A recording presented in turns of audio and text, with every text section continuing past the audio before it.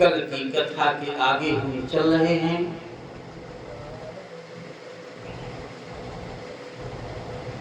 दक्ष प्रजापति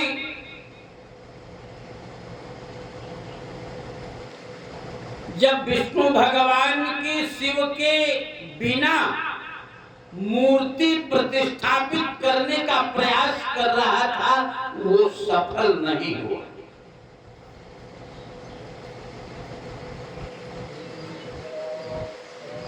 उसी दरमियान सती एक छोटा सा शिवलिंग मूर्ति बनाने वाले से बनवा करके ले आई और वहां पर रख दिया।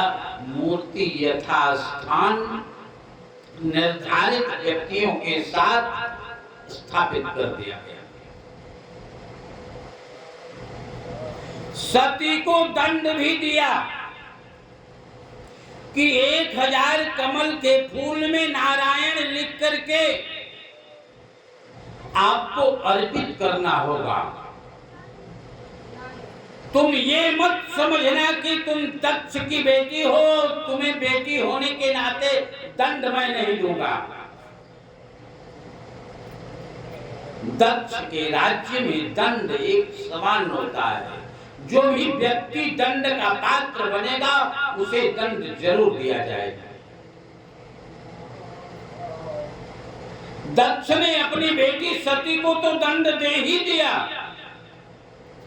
साथ में जो छोटी सी मूर्ति शिवलिंग बनाया था और बड़ी सी मूर्ति जो विष्णु भगवान का बनाया था,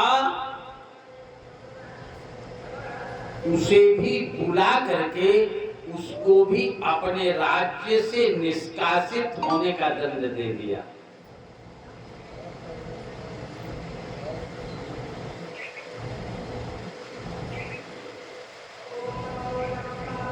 एक राक्षस था जिसका नाम था तारकासुर। क्या नाम था? उसको किसी तरह से भनक मिली कि दक्ष अपनी बेटी का विवाह शंकर के साथ नहीं करेगा।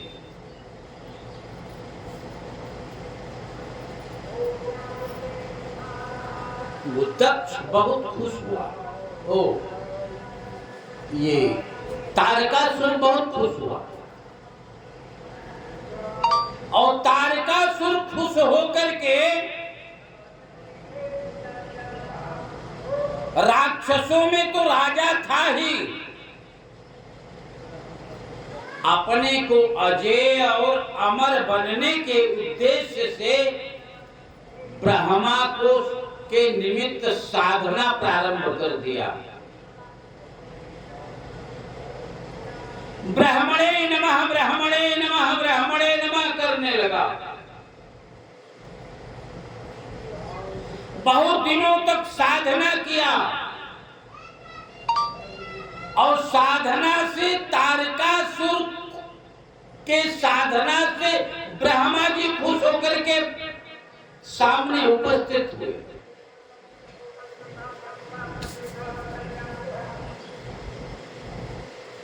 ब्रह्मा जी बोले, तारकासुर, तुम्हारे इस अटूट साधना से मैं खुश हूं। तुम क्या चाहते हो?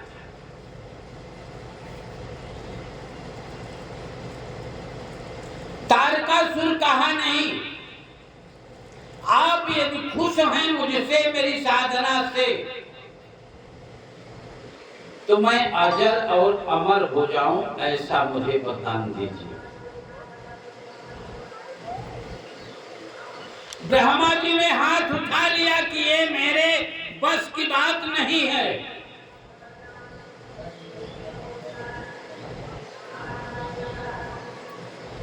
ये मेरे बस की बात नहीं है। हाथ उठा लिया। कहा और कोई वरदान चाहते तो मांग लो।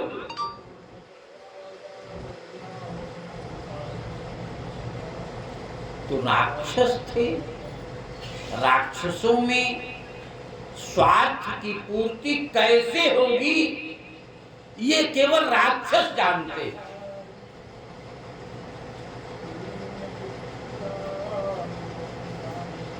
ब्रह्मा ने कहा तुम दूसरा उपाय मांग, दूसरा वरदान मांग लो, कोई दिक्कत नहीं।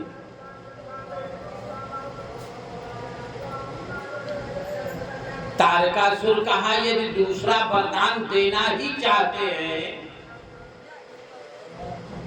तो मुझे ऐसा वरदान दीजिए कि शंकर जी के बेटे के द्वारा ही मेरी मृत्यु हो। तारकासुर के अंदर लालच ये बनी थी कि शंकर जी विवाह करेंगे नहीं, और करेंगे तो ब्रह्मा का बेटा दक्ष विवाह करेगा नहीं, वो उनको दामाद मानेगा नहीं, और जब तक शंकर जी का बेटा बेटी होगा नहीं तब तक हमारी मृत्यु होगी नहीं, हम ऑटोमेटिक अजर अमर हो जाएंगे। वो साधना कर रहा था तो शंकर जी को माने तारकासुर को ब्रह्मा जी ने एवमस्तु कह दिया, और एवमस्तु कहने के बाद में ब्रह्मा के जाने के बाद में अहंकार उसके अंदर जगने लगा।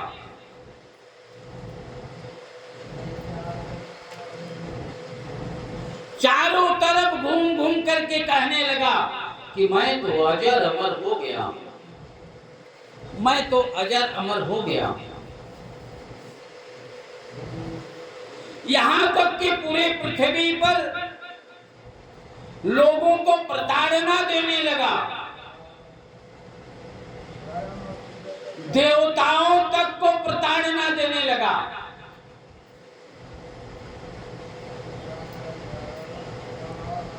उसी समय दक्ष के मन में भी विचार बना,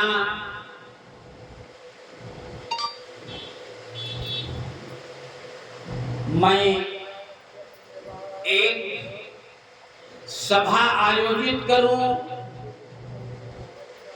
और उस सभा में शिव जी को मुख्य अतिथि के रूप में बुलाऊं।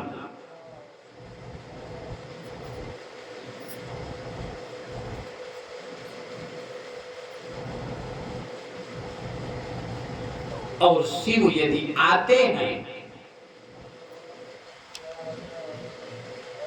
सभा का आयोजन करना शिव का सम्मान करना नहीं था दक्ष का, केवल शिव को कैसे अपमानित करूं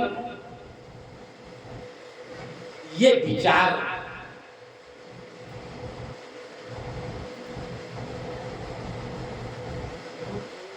दक्ष के थे। इस विचार को पूर्ण करने के लिए ब्रह्मा और विष्णु से चर्चा किया कि हम ऐसा करना चाहते हैं, और ब्रह्मा और विष्णु सोचने लगे कि ये दक्ष तो सुधर रहा है, अगर ऐसा विचार इसके अंदर आया है तो इसका सहयोग मुझे करना चाहिए। सहयोग की व्यवस्था के आधार पर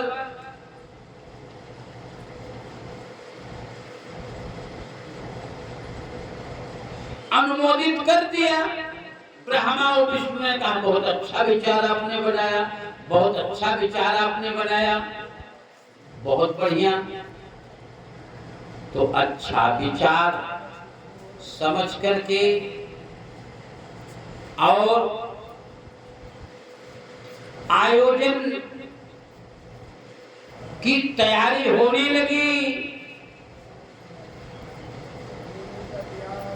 सब मिली भगत थी कि शंकर को अपमानित कैसे मैं करूं।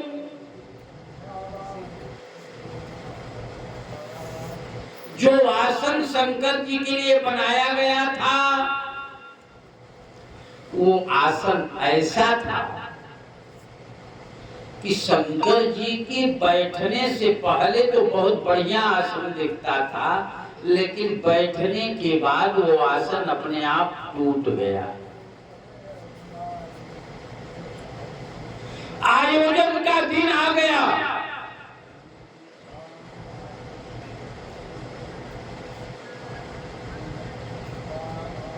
आयोजन का दिन आ गया।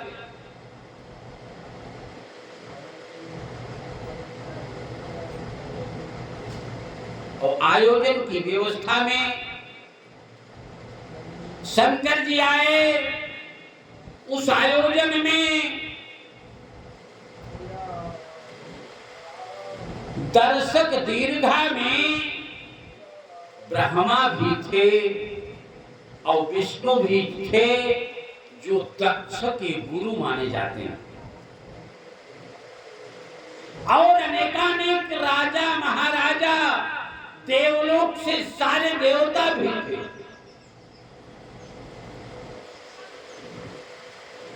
शंकर जी अपने शरीर में भस्म लगाए हुए, रुद्राक्ष और मुंडमाला पहने हुए, नंदी बैल पर सवार होकर के उस आयोजन में पहुंचे। ये आयोजन आप मानो कि बूढ़े परम बाबा, बूढ़े बाबा पर ये आयोजन हो रहा है। इसलिए ओम नमः शिवाय, ओम नमः शिवाय, हर हर भोले नमः शिवाय, ओम नमः शिवाय, ओम नमः शिवाय, हर हर भोले नमः शिवाय, ओम नमः शिवाय, ओम नमः शिवाय, हर हर भोले नमः शिवाय, ओम नमः शिवाय, ओम नमः शिवाय, हर हर भोले नमः शिवाय, ओम नमः शिवाय, ओम नमः शिवाय, हर हर भोले नमः शिवाय, ओम नमः शिवाय, ओम नमः शिवाय, हर हर भोले नमः शिवाय। बोलिए आशुतोष भगवान की। नंदी बैल पर जैसे ही चढ़ करके आए, सारे देवता अभिवादन के लिए खड़े हो गए।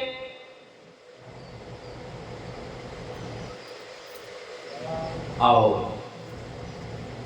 इसके बाद में दक्ष भी खड़ा हुआ। दक्ष को तो भीतर घात करनी थी ना। शंकर जी जैसे ही नंदी बैल से उतरे, रास्ता दिखाते दिखाते जो आसन बनवाया था उसी आसन पर बैठने के लिए संकेत दे दिया। शिव जी जैसे ही उस आसन पर बैठे, वो आसन चकनाचूर हो गया। सारे देवता पश्चाताप करने लगे कि कहां से ये गलती हुई, लेकिन दक्ष तो ये जानता था कि कहां से गलती हुई। इतना होने पर भी शिव जी कोई प्रतिरोध नहीं किए। कि आप लोगों की व्यवस्था कैसे, इतने सरल शिव होते।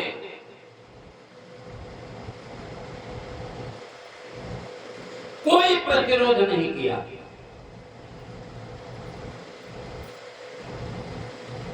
जब कोई प्रतिरोध नहीं किए तब भी दक्ष ये सोचा ये भी प्रयास मेरा निष्फल जा रहा है।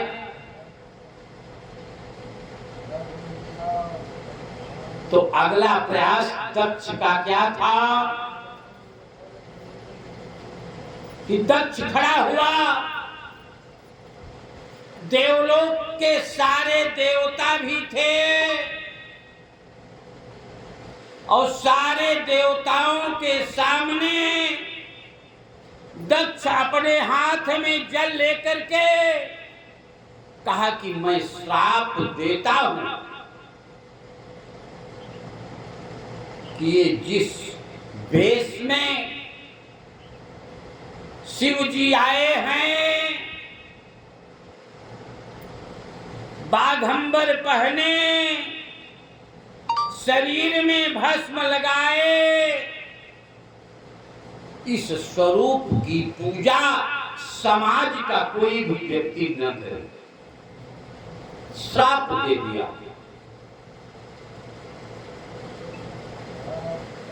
सारे देवता असमंजस में पड़ गए कि किया क्या जाए।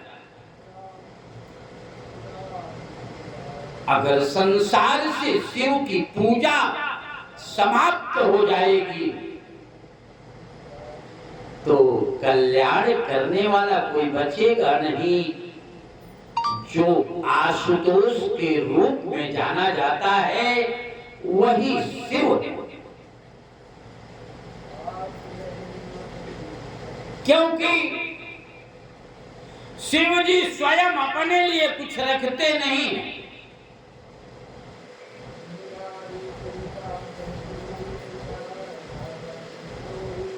सब कुछ अपने भक्तों को दे देने वाले। श्राप दे दिया। उस दिन का आयोजन में दक्ष का मूल उद्देश्य यह था कि शिव को अपमानित करना। अपने समझ में तो शिव को अपमानित दक्ष कर दिया, लेकिन शिव को उस अपमान का कोई मतलब नहीं निकला।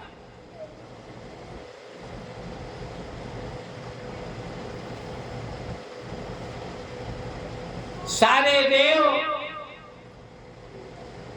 अपने अपने स्थान को चले गए। शंकर जी भी नंदी बैल पर बैठ करके कैलाश चले गए, लेकिन शंकर जी के चेहरे में थोड़ी सी सिकन नहीं दिखा कि मेरा अपमान हो। थोड़ी सी सिकन नहीं दिखा। इसके बाद दक्ष अगली योजना बनाने लगा कि मुझे आगे क्या करना है। आया, अपनी बेटी से कहा, सती से, ये जो तुम शिवलिंग की पूजा करती हो, इस शिवलिंग को तुम्हें सरस्वती नदी में प्रवाहित करना होगा।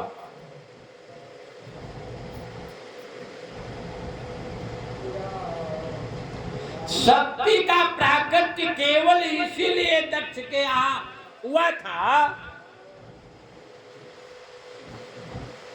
कि दक्ष अपनी बेटी सती का विवाह शिव के साथ में कर देगा।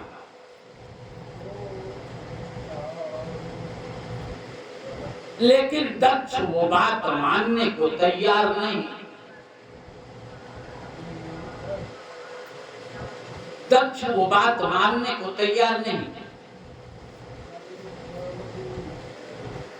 अगली योजना में सती को जब कही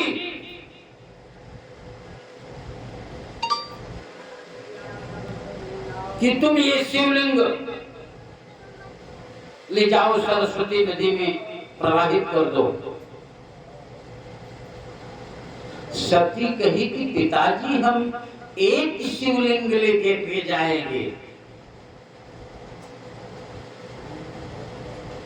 लेकिन आप जहां खड़े हो वहां भी शिवलिंग है, जहां पर आपकी दृष्टि जा रही है वहां भी शिवलिंग है, लेकिन आपको दिखता नहीं। हर कण कण में शिवलिंग है, हर कण कण में शिव का तेज व्याप्त।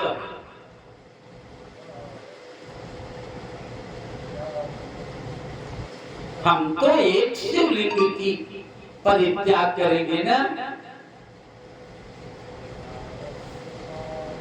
तो अपने राज्य में बैठ करके, अपने राज्य में चारों तरफ जहां भी दृष्टि दक्ष की पड़ रही है सब जगह शिवलिंग दिखाई दे रहा है।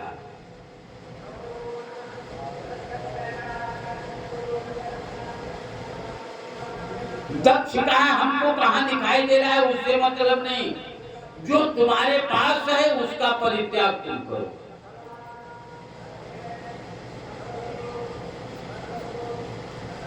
ब्रह्मा और विष्णु हैरान हो गए।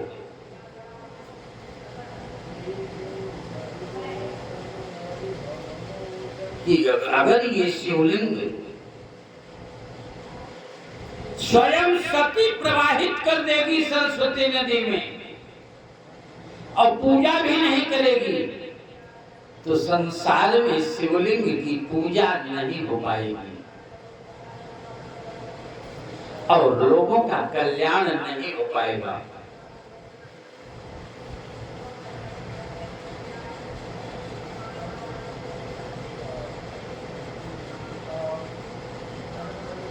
दक्ष ने दबाव दिया सती को कि तुमको ये मूर्ति विसर्जित करना ही करना।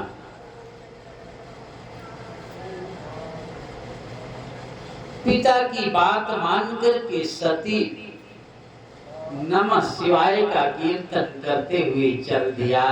हम आप भी सती के साथ में उस सरस्वती नदी के तट तक पहुंच जाएं। ओम नमः शिवाय, ओम नमः शिवाय, हर हर भोले नमः शिवाय, ओम नमः शिवाय, ओम नमः शिवाय, हर हर भोले नमः शिवाय,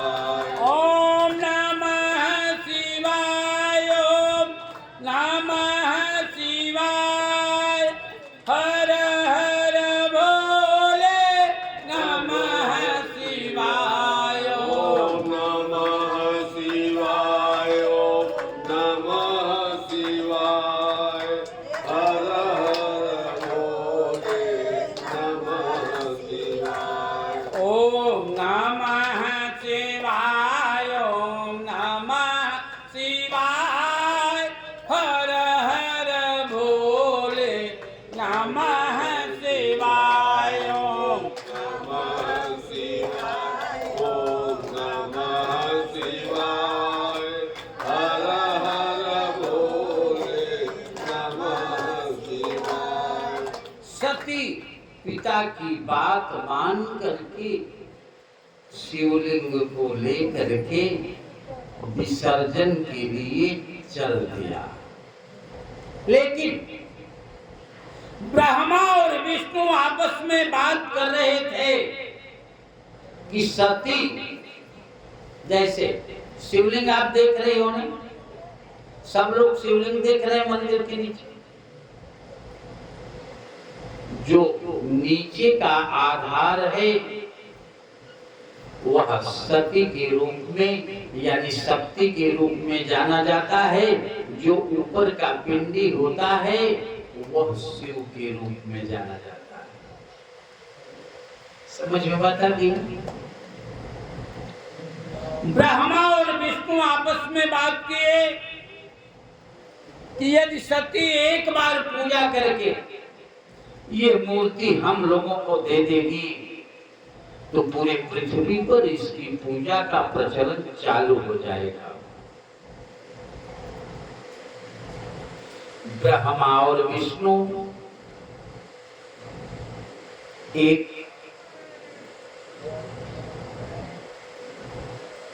महात्मा का रूप धारण किए, सहयोग में नारद को भी साथ में ले लिया। नारद नारायण का कीर्तन करते हुए उस सरस्वती तट की तरफ चल दिए जिस रास्ते से सती अपने सैनिकों के साथ शिवलिंग लेकर के जा रही थी। श्रीमन नारायण नारायण नारायण श्रीमन नारायण नारायण नारायण श्रीमन नारायण नारायण नारायण श्रीमन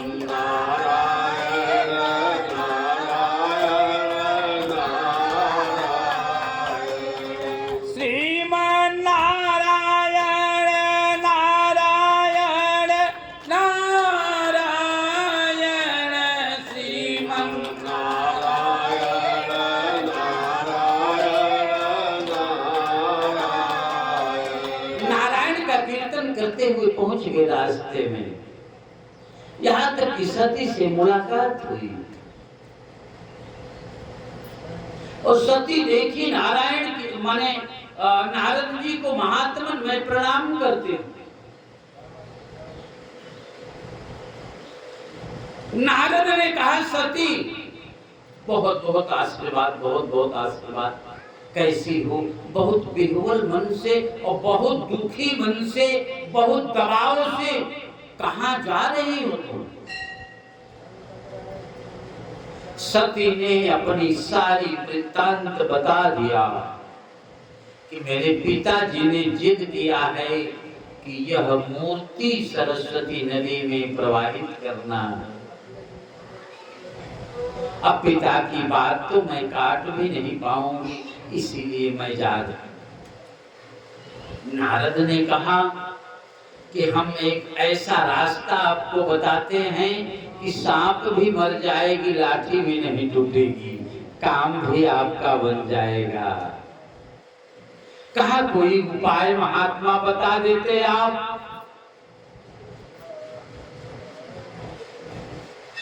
नारद ये कहे कि क्षण भर रुक जाइए, मैं आपको रास्ता इसका बता देता हूं। इसी नदी के तट पर दो महात्मा रहते हैं जो हमारे परिचित हैं।